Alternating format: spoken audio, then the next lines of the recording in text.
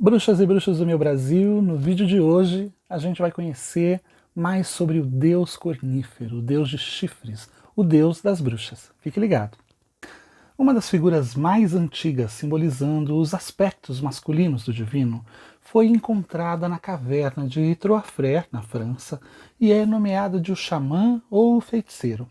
Ela data apenas de 10 mil anos antes da Era Comum, aproximadamente, enquanto as estatuetas da deusa têm mais de 40 mil anos.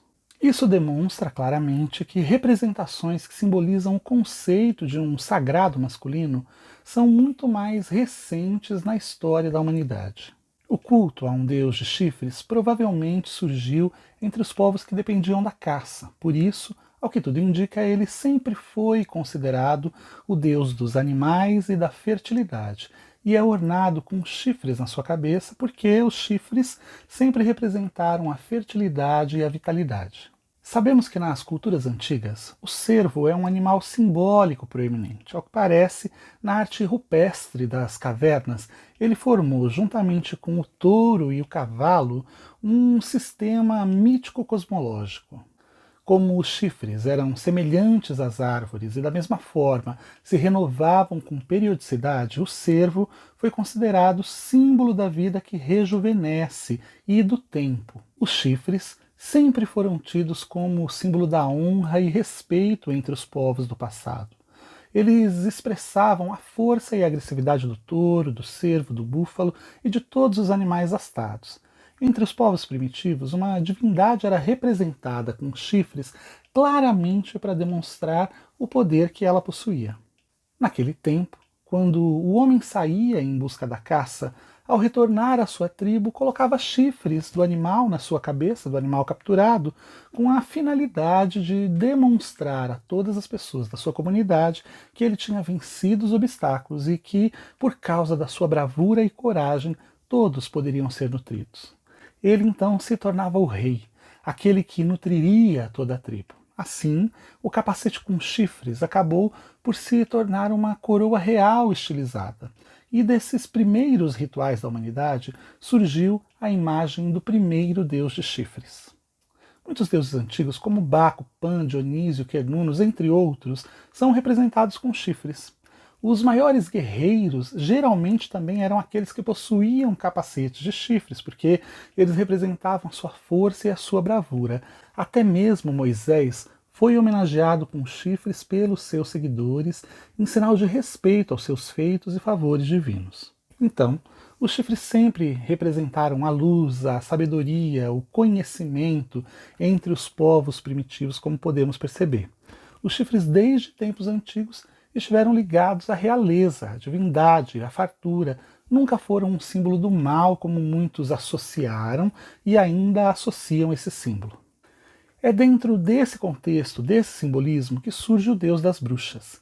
Ele geralmente é representado como um homem com barba, cascos e chifres. No imaginário espiritual das bruxas, ele é o guardião das entradas, o protetor do círculo mágico que é lançado em cada ritual. Assim, ele se torna o senhor dos começos e dos fins, o deus que morre e sempre renasce, porque os seus ciclos representam a nossa própria existência. Ele nasce da deusa como seu complemento e carrega os atributos da fertilidade, da alegria, da coragem, otimismo. Ele é representado pelo sol, que é o seu principal símbolo, que também, da mesma forma, nasce, morre e renasce todos os dias, lembrando aos homens os mistérios do renascimento. Os mitos dizem que o deus nasceu da deusa, cresceu e se apaixonou por ela.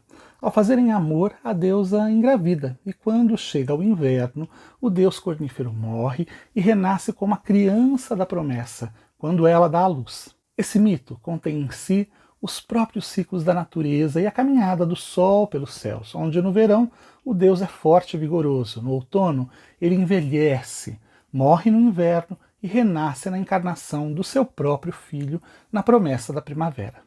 Com o crescimento do cristianismo e com a intenção do clero em derrubar as figuras dos deuses antigos, muitos dos quais inclusive eram representados com chifres, a figura do diabo acabou por adotar essa mesma imagem, a mesma imagem desses deuses antigos, e passou a ser retratada também com chifres, associando para sempre a iconografia do deus cornífero ao conceito do mal, ao pecado e ao lado sombrio da natureza humana. Isso em completa oposição ao que ele sempre representou, porque o Deus sempre representou tudo aquilo que nos faz sentir vivos.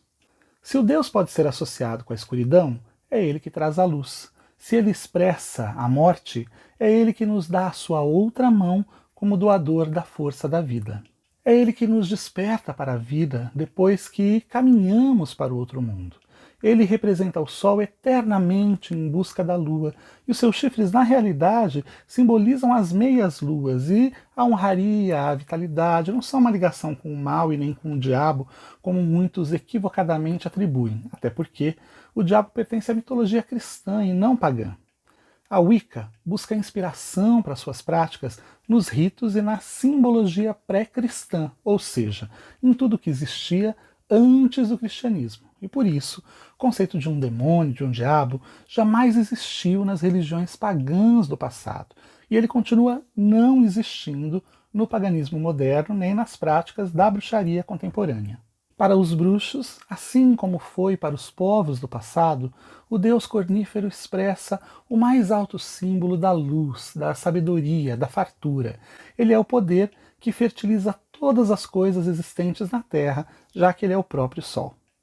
A Grande Mãe e o deus cornífero representam juntos as forças vivas do universo. Gostou? Então dá um like, compartilha esse vídeo e aciona aí o sininho, porque assim, todas as vezes em que eu postar alguma coisa nova, o YouTube vai te avisar.